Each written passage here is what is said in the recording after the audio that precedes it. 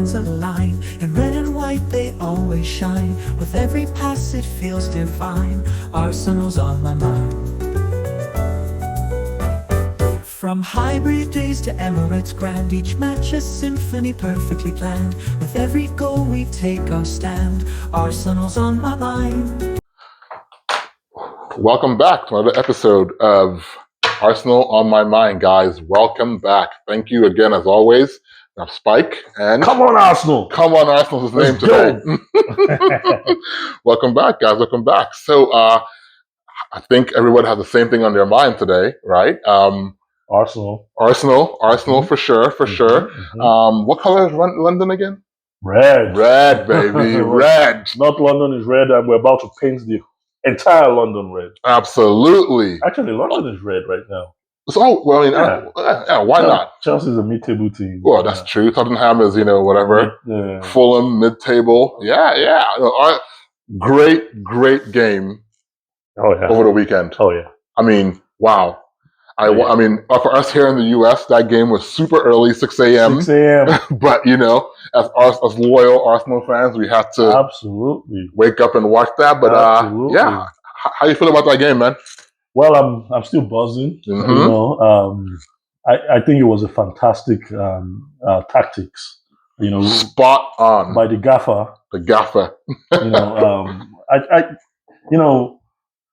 I wasn't worried about getting scored against at any time in that game, watching that game. And, even though we have crisis in the midfield and all that, we still have the best defense in the league. That's true. So good luck breaking us down. So I think it was a really good game. All the boys showed up. Yeah. Played, and that's what champions do. Absolutely. You want to be a champion, you got to win games like that. Absolutely. And if you remember, my prediction last pod was that if we score first, they're not scoring on us. Yes. Right? Yeah. And I predicted 2-0, but I'll be happy with 1. But it was exactly the way I imagined the game would go. Yeah. I predicted 2-1. Yeah. And I think ultimately that was a Arteta masterclass. Oh, yeah. Absolutely. I mean, that was... absolutely. I don't think I've seen Arsenal set out with a game plan and completed from start to finish like that before. Executed from start to finish amazingly. From start to finish, it was. I mean, I could see it watching this thing at 6 a.m. I could see. I was like, wow, the way this thing is set up by Mikel. Hard to break down. And the Spurs, they just kept running around like headless chickens. Pun intended. So, an Arsenal fan said, that Arsenal just let Spurs play themselves. The words he used, it actually was a Spurs fan that said it. He said, Arsenal just let us get out the cream and rub ourselves and play ourselves. And when it was time, they struck them. And we did the same thing to them last season. Made them just feel each other. Yeah, absolutely. Play and think they're good, and boom. Great sucker punch. Absolutely. And I mean, Gabriel's goal, Arsenal were set pieces, man.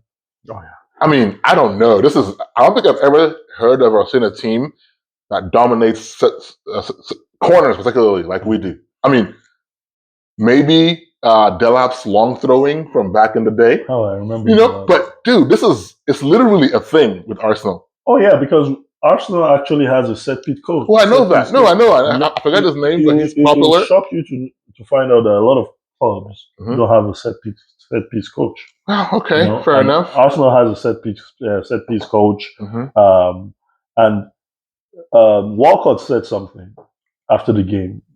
Theo said he's been privileged to watch Arsenal's training session during the preseason. He said it's amazing what they're doing, the details. Yeah, he said literally every player on the pitch has a coach attached to them.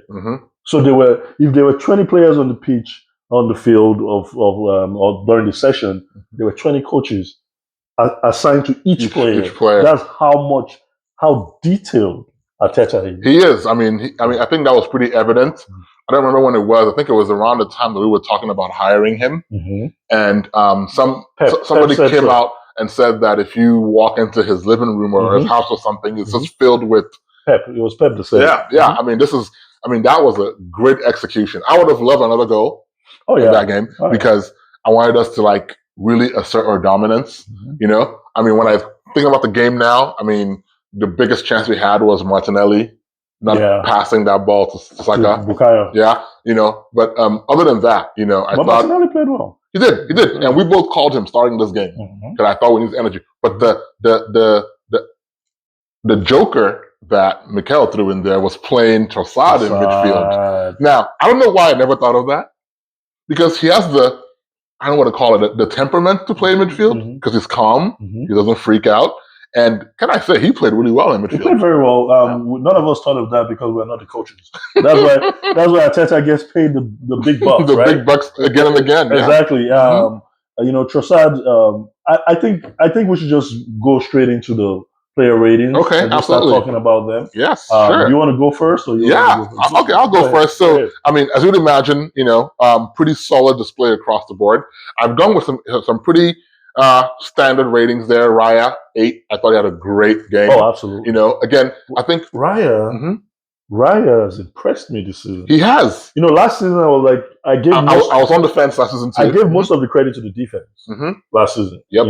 But this season, Raya has made saves that I'm like, he actually deserves that Golden Glove. He does. He does. I think the defense, was really, really good last year. Let's not take anything away from that, right? But I think because the rust coming off in the beginning of the season, this season, this has still been good, but we're allowing a few more chances than like that we did last year. But Raya only considered one goal. No, just chances. I'm saying Raya is on fire. Oh yeah, and Raya on fire. Raya on fire. There we go. And I've gone for a 7 for White. I thought he was just okay, not bad, not good. Yeah. Struggled a little bit early on with Son. Yeah, but I think ultimately the rubber dub turn. The rubber dub turn. That one turn. That got him. Yep.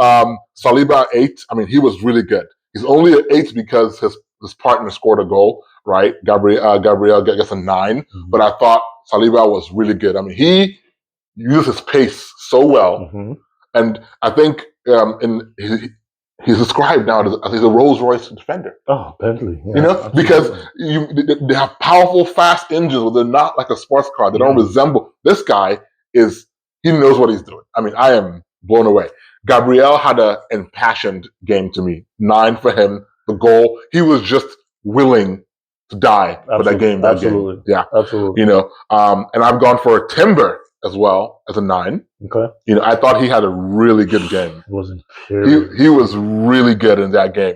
In fact, I've even gone crazy and I've given Timber my man of the match over Gabriel. I mean, Gabriel got the goal. Don't get me wrong. Love it. But I thought Timber was just so good. I mean, he's a right-footed guy playing at left back. Yeah. And he's doing it. He's stepping into midfield amazingly. Partey, I gave a 6.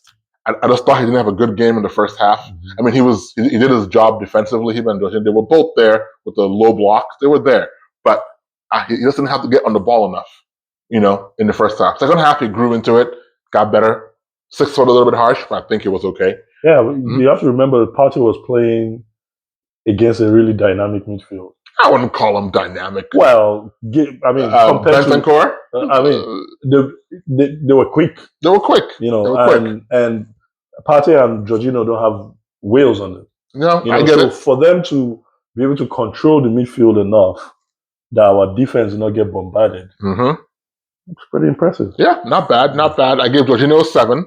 But he had a good game. I think that's no errors. I gave Trossard an 8. He did really well in midfield. I mean, I'm so surprised. I think for this formation that Mikel played, even though Trossard came into midfield, I think it was almost like a pseudo 4-4-2. It almost like it was a striker, but he kept dropping back. And across the front three, Martinelli, Havertz, and Saka, I gave them all 7s. They didn't do anything wrong, but they didn't light the world on fire either. No, but I gave on the bench, Waneri, few minutes we saw him, gave him a 7. He looked like he just wants to be on the ball. He reminded me of Wilshere in Barcelona. When he was in the midfield against 2 Tottenham Spurs defenders, the way he navigated his way. All he did was slow down. Yeah. And those guys just went and he kept going. So I gave him a 7, and Sterling didn't really impact, didn't do much, and he came a 6 there. Jesus came in and threw his body around as always. Yeah, good. 6. And I gave 6 for his hairstyle. I know. Trying to copy Sterling, is he? And then I gave Arteta a 10. I mean, masterclass. Tactical masterclass. Yeah, but this is my ratings. Man of the match for me, like I said, was Timber. I thought he was absolutely amazing. I mean, I don't think Zinchenko has a chance anymore at left back. Yeah. So, what are your ratings, man? Well, real quick, mine, Ryan on fire 9. You know, he made that save. He it's something similar to what he did in the first game of the season, where he was going a different direction and change, and change direction. That was pretty impressive. White 7. You know, he did a good job keeping Udogie, Edoboy, on. He kept him on the leash. You know, Saliba 8. Rolls Royce, what do you expect? I think he's the best defender in the world. You know, I don't watch enough of La Liga. No, he's the best defender in the world. But I mean, I know he's the best in Premier League. They keep calling Rudiger. I mean, Real Madrid, they conceive the league goals. You know, it's just that they outscore people. Yeah, true. Take it from me, people. Saliba is the best defender right now in the world. All right. Period. Okay. So 8 for him for that game. Gabriel, you know, all the noise, all the whispers about Calafiori. Gabriel was like, shh, people, I'm still here. So Gabriel 9 for that. Okay. And that's my man of the match, you know, because on both ends of the field, he delivered. Yeah. Defensively, he delivered and popped up with the all crucial winning goal. I heard a stat that Gabriel is the highest scoring defender in the Premier League since he debuted for Arsenal. Oh, absolutely. I think it's 15 goals. Yeah. That is insane. And he's imperious with his headers. Yes. You know, he's actually underrated, you know, when it comes to his heading and jumping ability. Absolutely. Oh, yeah. You know, so he told Calafiori, calm down, maybe you should be looking at Timber's position, not mine. You know, so 9 for him, man of the match. Timber 8. You know, Timber plays bigger than his size. Yeah, I mean, he's not little, but you know, he's strong. He's dense. He's strong. I love the way he gripped that dude. You know, I mean, he's street smart. He is. The way he plays, you can tell he's street smart. So 8 for Timber. Partey 7. You know, for me, I gave him a 7. I think he controlled the midfield real well. You know, he cool heads. You know, and you know, he did not let our defense get bombarded, as I said. So 7 for Partey. Jorginho 6. Okay. You know, he didn't do anything wrong. He didn't do anything spectacular. You know, so 6 for Jorginho. Trossard, I gave him a 7. You know, because there were instances in the game I was a little bit frustrated with him, but he came in. He's not Odegaard, right? Like, he did not make us overly miss Odegaard. That's true, and I think he understood that his role wasn't going to be the Odegaard role. Correct. He wasn't trying to take the ball and run around the pitch and spray it around. He was just efficient with the ball. Exactly, and whoever coach that was assigned to him during training told him to do the right thing. Yep. Bukayo Saka, I gave him a 7 for me. You know, he didn't do anything wrong, as you said, but he didn't do anything great. Havertz 7, Martinelli 7. You know, so the front 4 for me, all 7s. Yeah. Nwaneri 7. You know, he was really calm on the ball. He was impressive. He didn't let the occasion phase him. Yep, he offers. If you think about young players that you watch for young players, if they get on the field and then they offer themselves to the ball, which just means he tries his best to be in a spot to receive the ball. I mean, he has no fear whatsoever of the ball at his feet. It's interesting you said that, because I remember Cessi's debut for Arsenal when Fabregas was 16 or so. His first game for Arsenal, when he came in, the first thing he did was ask for the ball. Yeah. And I was like, whoa, you know. So and you know, the rest is history. Yep. So Nwaneri 7, Sterling 6. I think he took too many touches in the box for that one chance. Yep. He was overthinking it. Just trust yourself, man. You're Sterling. You have 4 Premier League titles under your belt. How many players can say that? You know. So I mean, you really don't have anything to prove. You just have a lot to prove to Arsenal fans, but not as a soccer player. 6 for Jesus for the hairstyle. I think for effort. 6 for the hairstyle. Yeah, 6 for the hairstyle. Then the gaffer. You notice I've stopped calling him Arteta. You need to put some respect on his name. Put some respect on his name. Put some respect on his name. the gaffer 10 for 10. me. I mean, you went on a North London derby, which is the biggest derby in the Premier League. I agree. Without two of your best players, without your captain, without your $100 million pound signing. Yep. And you did not only shut Tottenham down, that they didn't. Do you know Tottenham did not have a shot on goal? They did, just not in the second half. I think Okay. there was someone along. They had like very few. What, on target? Yeah, on target. Maybe not. Maybe Yeah. I don't know. No, no shot on target. Yeah. But a couple. Yeah, you're right. Because no shot on target. Even the save that Ryan made wasn't really a shot on target. Yeah. Then you shut them down and you get the 3 points without your captain, without your best players. I mean, without all your signings. That's a masterclass. There were like 4 youth players on the bench. Yeah, you know? Absolutely. So we're pretty depleted. I got to say. Absolutely. But I mean, 10 for Arteta. 10 for Arteta. Absolutely. So now being said, now Mr. 10 for Arteta, right? Do you start Waneri against Atlanta on Thursday?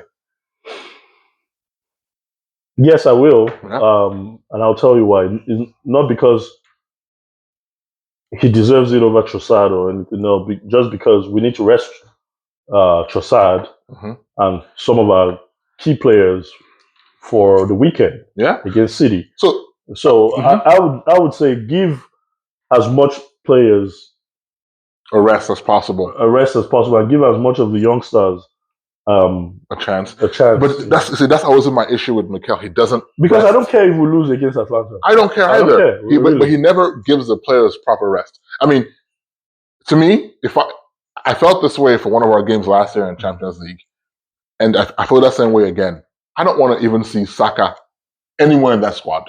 Yeah, Saka shouldn't even be on. But he will be against Atlanta. Mikel's going to play him. You already know it. You know. And real quick rundown. My own team for Atalanta would be Neto in goal. I don't think he'll play, but it's a good shout. But I don't think he'll play. This is me. Neto in goal. Right back. We don't have a lot of options right now because Tommy is still hurt. I think White will play. So White. Center. Saliba is still young enough. Put him there. I think Saliba plays. Yeah. Left if Calafiori. I don't think. I think he might play Kiwior. I'll play Kiwior. I'll rest Gabriel. Yeah. Left back, I'll play Zinchenko. Give him that. Midfield. Partey will take a rest. No, Partey should take a rest. Really? Oh, so you're playing Rice? You don't want to risk. Partey. Fair enough. So are you playing Rice? I'll play Rice. Of course, Rice needs to stretch his leg and warm up. Okay. I'll play Rice and Jorginho. Fair enough. Partey, Partey is touch and go. So Partey take a breather. Rice, Jorginho, Waneri. Yeah. Left, right wing, Reece Nelson go run there. Nelson is gone. Oh, he's gone. Oh yeah, he left the last day. It's gonna have to be Sterling. Sterling. Yep. Then Martinelli left. Jesus. I would rest Havertz as well. Yeah, I would rest Havertz. But Havertz played very well against Spurs, by the way. He did. He had a good game. Well. Again, no real bad games there. Yeah. Prediction for the game against Atlanta? Atalanta, I think it's going to be a 1-1 draw. 1-1 draw. That's fair. I think it'll be a draw as well. I think it'll be a bit of an interesting game. I mean, it's too close to. We're playing City on Sunday. That's a big game. Yeah. I mean, that City game. I'm talking about. I would if it meant resting. If it meant losing to Atlanta 8-0 so we can freaking play City and win, I'll take it. I'll take it all day. But I think all day. I think Mikel needs to because if the game was on a Tuesday or a Wednesday, sure, play everybody and they get 4 days to rest. But it's on a Thursday game. Then we're playing City on Sunday. I think it's just too close. I don't know what they're thinking with this scheduling, with this new Champions League. Yeah, I'm used to Champions Leagues being on Tuesdays and Wednesdays in the US. Hey, more football for us. Yeah, but the players are. I mean, you get to see Arsenal play more. Particularly Man City, Rodri said. I don't know if it was a real. I think I heard. I saw it correctly. Was talking about how if it gets any much worse, that him and the players had discussed striking from playing some of these games because the schedule is too congested. Oh please! Too many games. Oh please, Roger. You already the writing is clear on the wall. You guys, first and foremost, you're going to lose your case. Oh boy. Yeah. Then 116, whatever it is, charges. Yeah, we're going to get to that shortly. Rodri, man, please. I'm just saying, he's right. There's too many games. I know. Yeah. So It should be coming from the coach and the Players Association. Well, maybe. Okay. He was referring to this as Man City players. Rodri, you've not won the Ballon d'Or. He might. Yet. Okay. So you're not on that pedestal yet. Yeah. Okay. So please just leave it to the coach and the Players Association. Okay. All right. So, I mean, I think... no scores on Sunday. So the game, I think it'll be fine. I think it'll be a draw, probably. Mm-hmm. Man City on Sunday, big game. I mean, big game. And I say that to say that I really hope, because our games, them don't always come this early. Mm-hmm. And if I this early, I think we have to just throw away all caution. Throw to the wind. No, you got to leave everything on the field. Try and win the game. Leave everything on the field. Try and win the game. Absolutely. Leave everything on the field. And you know what? I'm going to say psychologically is big if you win that game. Yes. I'm going to say it right now. If Haaland doesn't score against Arsenal, I'm going to make a T-shirt that literally has Haaland inside Saliba's pockets permanently. Absolutely. All last season, when we played them and Haaland did nothing, everyone was like, oh, he's not as fit as he's supposed to be, and X, Y, and Z. Now he's fit as firing. If somehow we keep him, not even City, him from scoring, I am proclaiming, I want to jump on your bandwagon and say he's the best defender in the world. Absolutely. Look at what he did to Haaland last season. Yeah. 50-50 chance. They were both running to the ball. Mm-hmm. And Haaland, his usual way, tries to bump Saliba and he falls. And Saliba gets the ball. Usually, when Haaland bodies you, mm-hmm. you feel it. Yeah. And when I saw that, I was like, he's the best defender in the world. He is. He's strong, he's quick, he's calm, that could be a statement game. Mm-hmm. I'll be happy, obviously, with a draw, but I want us to win. I want us to at least try to win. Absolutely. I don't want a dour, conservative game plan. I want us to go there and say, okay, we won't have Odegaard, obviously, mm-hmm. but we'll have Rice back, and we'll have, I imagine, Jesus will be fitter, I guess. Mm-hmm. I'm thinking you play Jesus and Havertz, so Havertz in midfield instead of Trossard, and just go at them and let Rice and Partey handle the midfield. Well, I think Jesus should come off the bench, and I'll tell you why. Mm-hmm. Pep knows the way Jesus plays. Yeah, so what? All those defenders know the way Jesus plays. So what? Jesus is not a goal scorer. He can be. Oh, yeah, well, how many goals did he score against Akanji and the rest in practice when he was still there? I don't know. I think Jesus should come off the bench. Okay. And come on as an impact player. But at the same time, we'll say Sterling too. They probably know how he plays, but I will start Sterling. Start him over on the left. Well, is Saka going to be available? You think he's injured?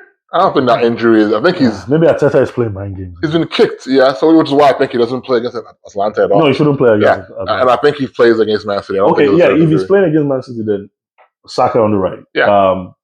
Well, Martinelli, you see, I like... Martinelli shouldn't play that game. Oh, he shouldn't start. Either we go Trossard there or Sterling. Well, who is it starting against? The first thing, who are the defenders? It's going to be Walker or... Akanji is not playing that game. Why not? He's hurt. Oh, okay. Is he Akanji or Ake? I think he's Akanji. No, Ake is hurt. He's hurt. Okay, yes, Ake is hurt. Yeah. Akanji, I think it's fine. It's fine. Okay. Well, I mean, we won't get into predictions because we have a game in between, mm-hmm. right? Yeah. But so we don't have to predict what happens. Yeah, we'll talk about that before the game. Yeah, but I'm going to ask you the big question, the elephant in the room, right? City's charges, assuming they're found guilty, culpable, whatever the case might be, mm-hmm. right? And they get stripped of their titles. Are you happy with the title Arsenal gets? The two that Arsenal get? No. No? No. You don't want it that way? No, I don't want it that way. Even though I'll justify that taking those titles because I feel like we were cheated out of those titles in the first place with some of the refereeing. The one against Newcastle last season, right? Mm-hmm. That cost us what 3 points? Yeah, mm-hmm. And we lost the league by 2 points. Yep. So I'll call it poetic justice, right? Right. But I will not brag. No, you can't brag about it. Yeah, I will not be happy, I'll take it and put it in the cabinet. Just to check that box. Yeah, check the box. And but if I were Arteta, I'll tell my boys, you did not win the league. You were handed the league. True. So you still have to go out there and prove yourself. And prove yourself, absolutely. So keep that hunger. And keep that fight. I have no idea what the timeline is for that hearing that they're doing, but it's interesting because it would be so crazy if nothing sticks of 116, charges. But it'll also be crazy if a couple stick, and then what do you do with the punishment, right? Is it point deduction? Is it a fine? Fining Man City seems pointless. Yeah, you fine Man City. They have too much money. They'll tip you on the fine. Give you a tip. They'll give you a tip on the fine. So it's just interesting. It's been in the news a lot. The hearing started this week. No, I'm just curious. But I think if anything sticks, then whoever like if Arsenal takes 2 and Liverpool takes 1, they deserve it. Who deserves it? City. Yes. And the teams that take it deserve it too. In a sense, absolutely. Yeah, because they were cheated. In a sense. I mean, they weren't. My issue with this kind of thing is they weren't cheated on the football pitch, right? They were cheated in terms of perhaps acquiring players. You own a club that has this really good player, or this club has this really good player. Then you go and buy that club so you can get that player to City. Right. That's cheating. Mourinho did, but we're not going to talk about that because Mourinho would just buy those players and put them on the bench. Right. That's what he used to do. But at least there were no rules against that. Right. So I think City deserves it. They came with a lot of money and just disrupted the whole. That's true. Ecosystem of football.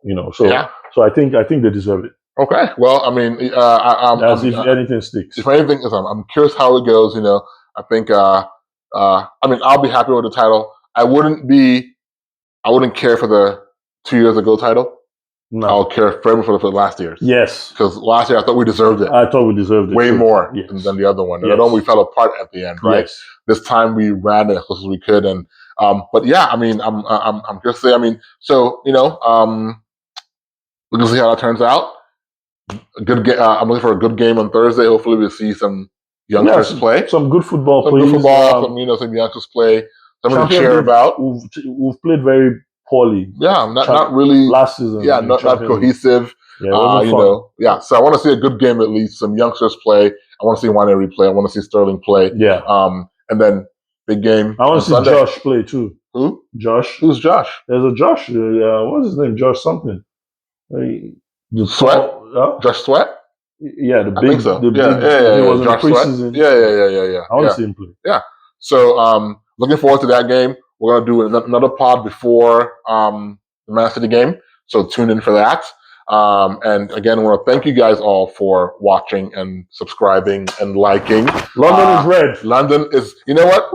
They should just paint the whole city red permanently with some non-fading paint on there. I think it's clear right now that Tottenham is nowhere near what Arsenal. I mean, they've lost 3 years in a row at home. To Arsenal. Arsenal's away record though. We call it light work lane. Light work lane. Or 3 points lane. Yeah. So, it's a constant. Yep. Yeah. It's a given. Yeah. But yes, please like, subscribe, follow us, comment, give us your pointers, whatever you want to put on there. But, we love doing this. Like we always say, we enjoy talking about Arsenal, and we look forward to talking to you guys again at some point before. Share, like, subscribe, and share. And as always, keep Arsenal on your mind. Let's go. Thank you.